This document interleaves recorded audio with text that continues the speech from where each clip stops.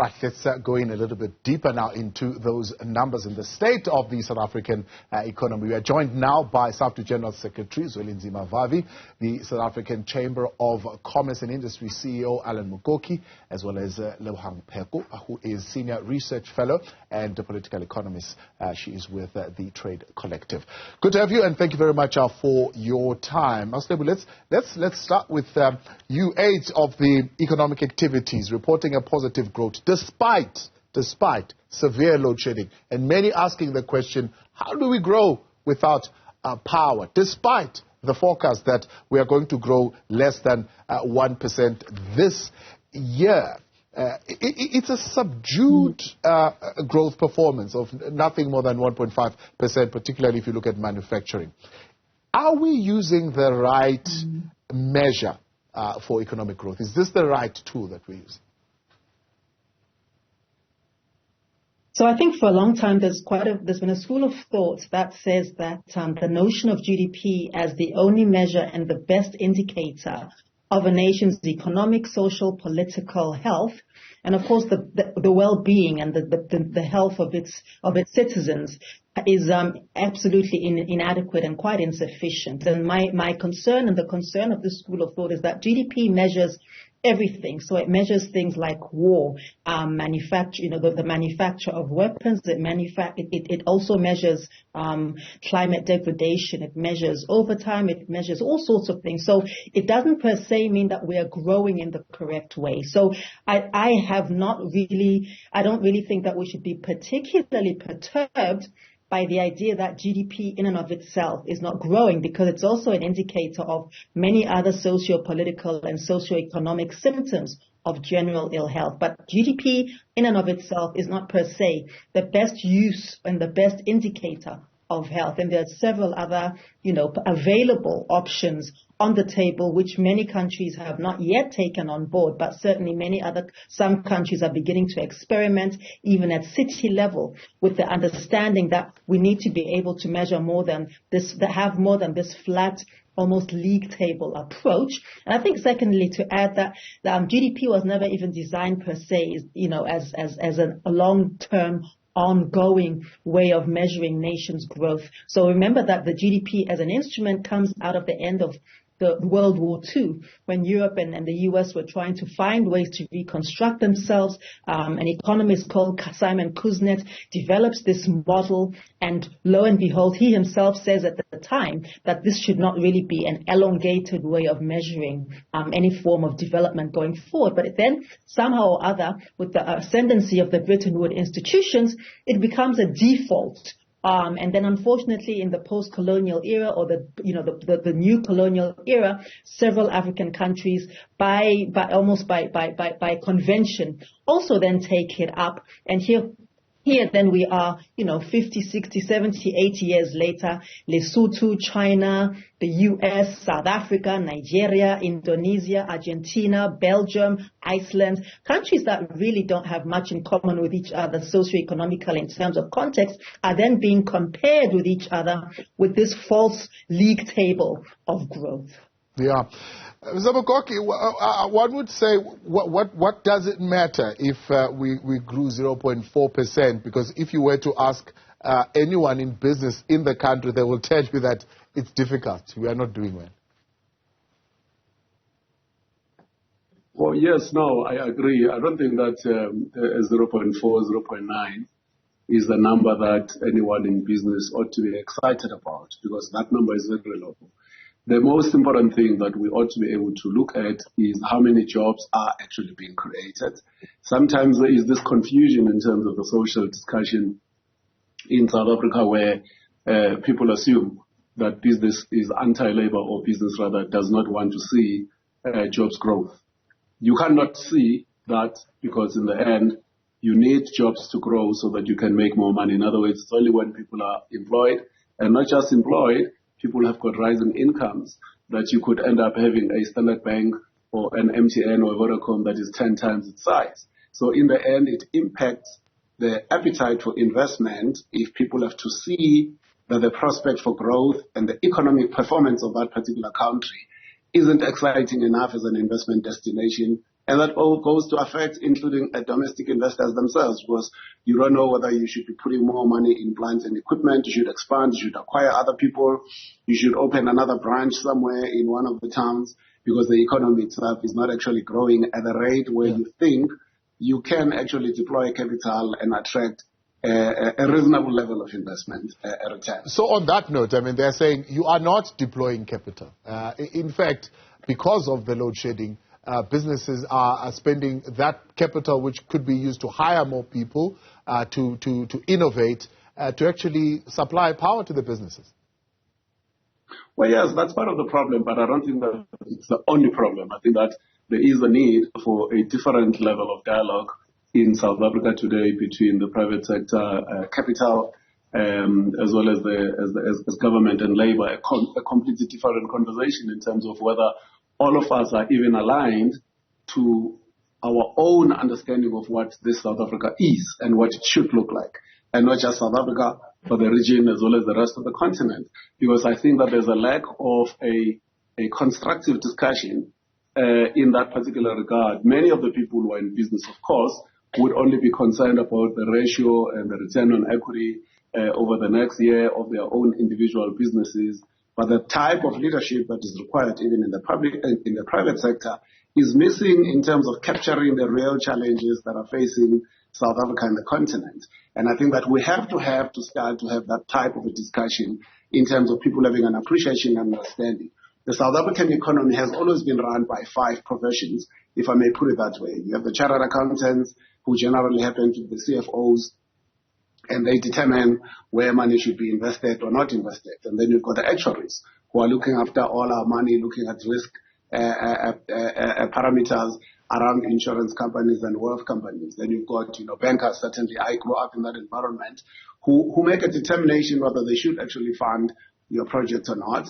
And then you've got the engineers, whether they are digging up minerals from the ground or whether they are putting together a power system, putting together plant equipment or mixing chemicals. They build the projects to which people have got to now invest and actually grow the economy. Then you've got the economists who tell everybody else whether people should invest. And I think that it is that leadership cohort, even within business, that needs to be looked at in terms of its own level of development and leadership competence in terms of understanding its own challenge in the context of South Africa. We can't always be blaming government. The government doesn't do this and blaming labor all the time.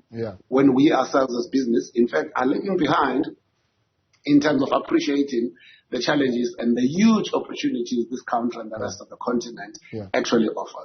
It'll be interesting to hear what else Lebo has to say about that. But let me bring in Tatu Vavi, because I'm sure he'll agree with the sentiment that says bankers and, in fact, the financial sector certainly does need to have a change of thought in how they are approaching this question of the economy. Tatu Vavi, can these figures be trusted? How do you feel about a growth that is without power? Let me say that Lebo have covered Saftu so brilliantly and eloquently when she was tracing the history of how we ended up with the GDP that have these structural deficiencies that she have pointed out. But I want to add 2 of them. Well, the first one is that the current GDP doesn't measure the input of what we normally call the unpaid labor that women make in our society at home. And that's never measured into part of the GDP, because if we were to cost that labor into the GDP, maybe the figures will be very different from what we have become accustomed to. The second part is that we're not accounting for the depreciation of our minerals. We don't know how long each of them are going to be lasting and how we begin to factor that into the GDP calculation. So, yes, there is a need for a debate about what does the GDP means to a developing country in such as South Africa that is trying to find its way into the world economies that are well developed and into a world economy where there's still massive income disparities between the South and the North. So I wanted to just make that small contribution. But coming to the issue of today, let me just say this. if this matter was not so serious, we would be saying and jumping on the rooftops, we told you so. You are refusing to listen. It's now 29 years of you repeating the same mistake, and you are refusing to learn from the disasters that are unfolding as a result of the path that we have chosen in terms of developing in South Africa. Here's the first crisis we are facing. It's a structural problem. The country's economies have been taken over by the monetarists, the people who believe that at the center of all developments must be an unfettered power of the Reserve Bank to stabilize the currencies of the rand in the context of South Africa and the dollar in the US and everywhere else in the world. That comes at the price of, for example, in South Africa, that we've set a very low inflation targeting policy of between 3 and 6%. And that's despite the fact that we have 50% of the African masses unemployed and over 50% of the African women unemployed in this economy. So that's the obsession. That's an obsession. That's a preoccupation of the Reserve Bank that we will fight inflation. And they're fighting inflation with only one instrument, and that's interest rates, irrespective of how the economy will pay from the cost of chasing that very low inflation target of 3 to 6%. We shall use interest rates uniformly. And unfortunately, when you fight inflation using the interest rates, what you are actually doing on the other side of your body is that you are putting the economy into a recession deliberately. You are making money that everybody needs so desperately to get the economy's wheels turning, to create jobs and to address the crisis of poverty and inequality. Right. You are putting a stop to that effort of ensuring that there's enough resources in the economy. That's what you're doing with a very high interest rate. We are now paying 11.75%. The people who are very happy, of course, is the money class that have billions in the banks, and the people the bankers like Mr. Mukoki. Let me give you a chance to breathe. Let me take a break, and I'm going to come back and get a response from the two. Still with us, Zwelinzima Vavi of Saftu. We've got Alan Mukoki, who is with the Chamber of Commerce and Industry, and of course senior research fellow and political economist at Trade Collective, Lebohang Pheko. Aslebu, Chamber of Commerce says we need to have a different conversation with the money trees, the chartered accountants, the bankers, the actuaries, the engineers, and then the economists. One, on what creates jobs. Two, on which projects will attract the kind of investment and capital we want. These people need to have a different kind of thinking around these issues. Labour says one of the issues that these people need to have a mind change on is this thing of using inflation targeting and setting it at 3.6%. That in itself is creating a whole lot of problems. What do you say? So I think the idea of having a collective conversation is extremely crucial, because one of the things that we've lost over the last, 5, 10, 15 years is the capacity for cross-sectoral conversation, discussion, and finding meaning and consensus. And one of the things that's also been quite crucial over the last while, and I think what I'd like to take from Alan's conversation and Alan's input is also, we haven't even defined, Wenatabo and colleagues, what is a job? Remember about 30 years ago, we were talking about what is a house. Now, 30 years later, we haven't been able to define what is a job. So we keep on saying that people are unemployed, but we also then don't really take into account the fact that there are many people who are economically productive, and yet their labor is not counted in this GDP. So-called informal workers, people who I would say are in the gray or the peripheral economy, who actually hold up much of this economic buttress. So we know that across the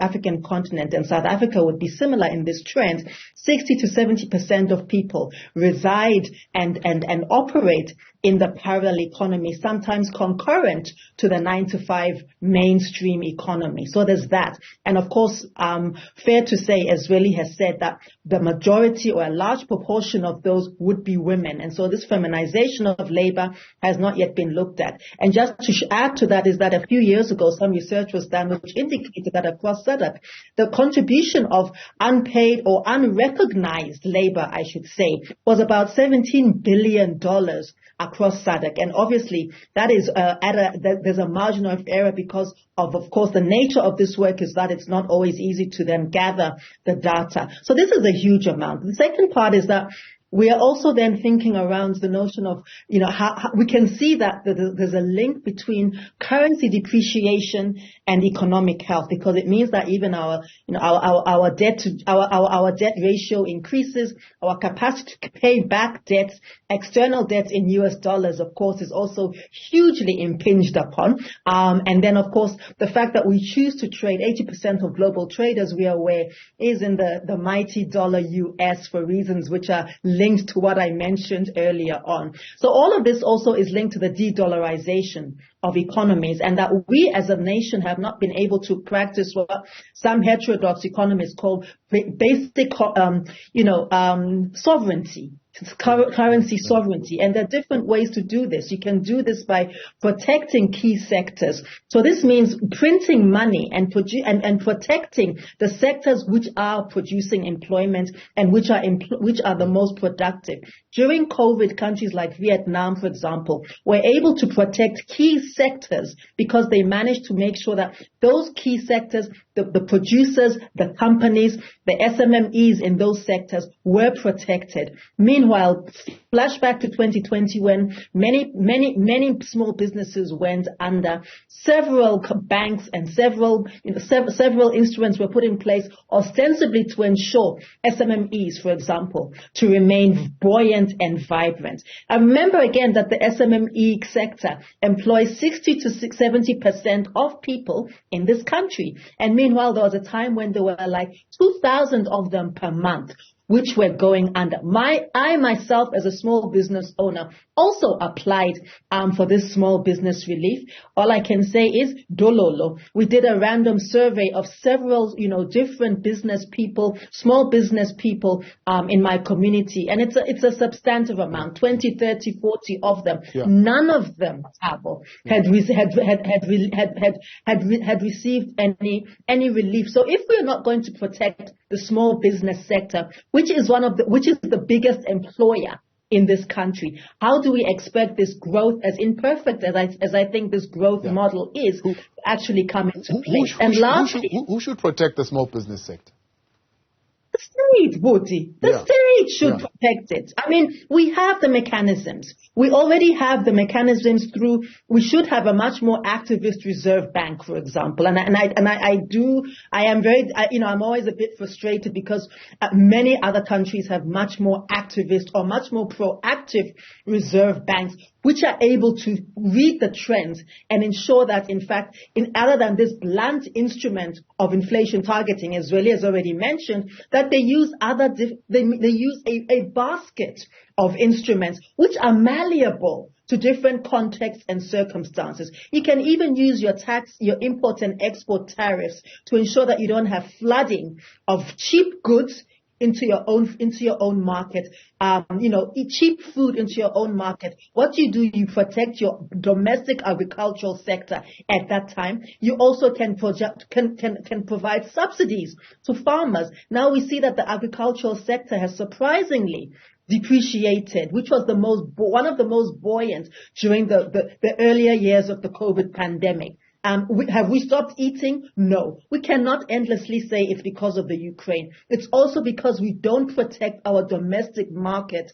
sufficiently. And lastly, to say that when it comes to things like, relying on the commodity sector, the mining sector, well and good, But bear in mind that we don't have even sovereignty over setting prices because of, again, some of those concessions post-World War II that I've mentioned.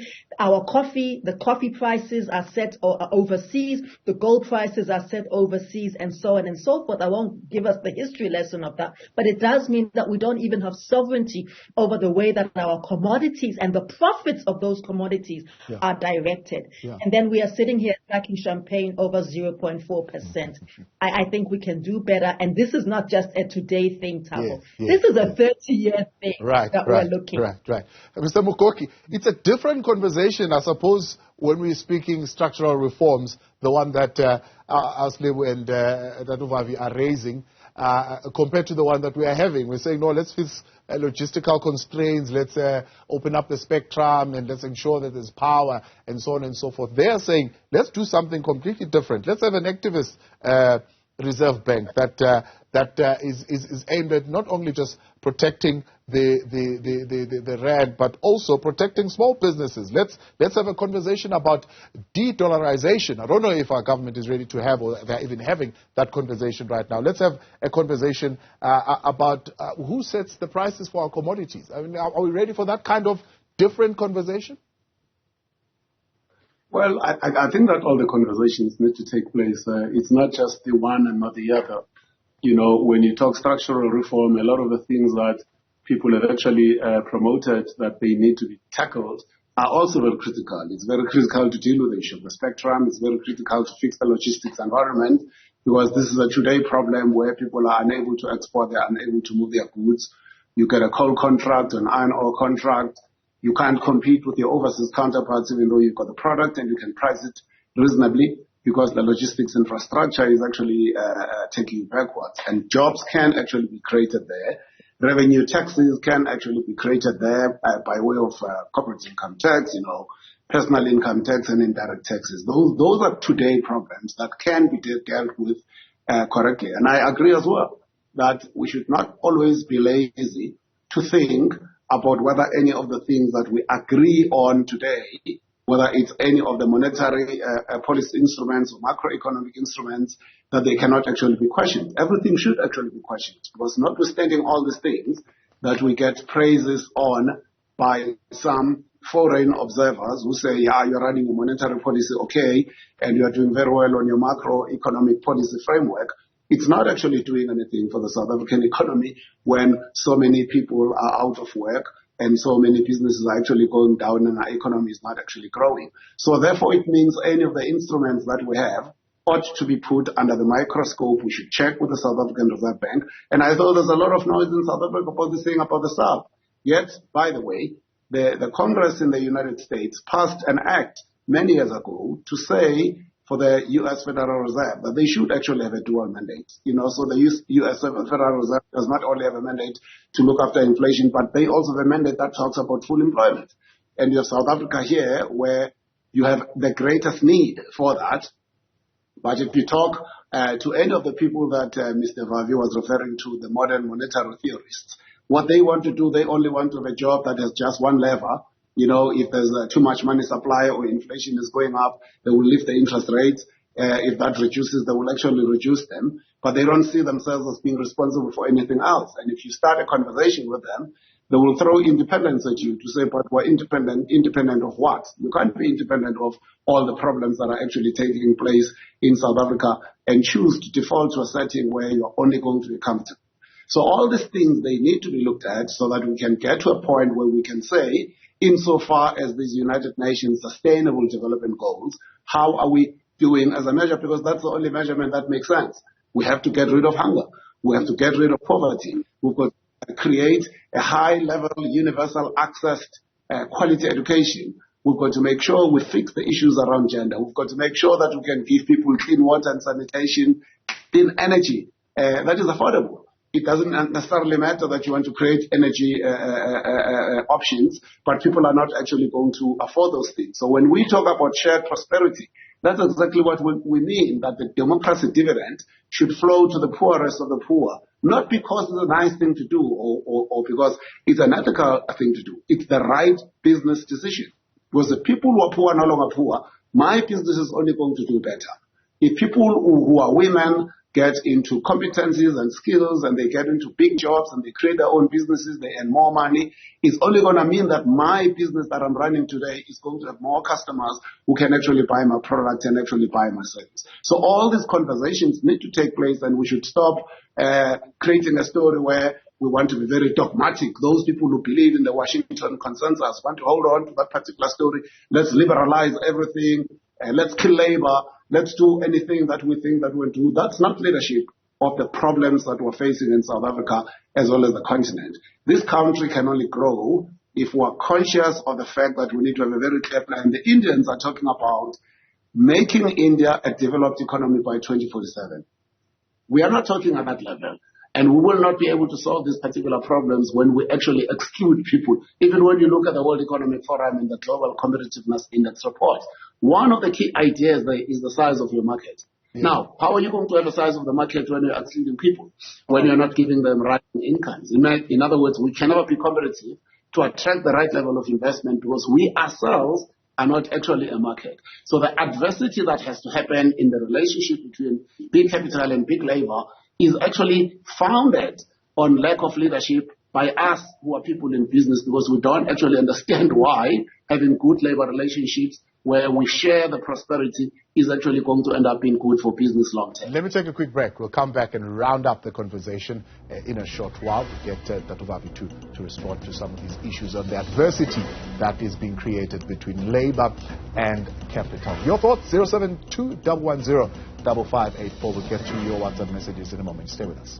Right, back live with you tonight here on In Focus. Let's wrap up the conversation. Still with us, Zwelinzima Vavi, Lebohang Pheko, as well as Alan Mukoki. Dr. Vavi, the adversity between labor and capital seems to be growing more and more as you raise these issues, even issues that are being raised now by economists, Lebu, raising these issues. But these are issues that are seemingly going to pull us more and more apart, as you say. We've told you this 23 years ago. I suspect that we'll say that 7 years down the line and say, well, we told you this 30 years ago, and nothing would have changed.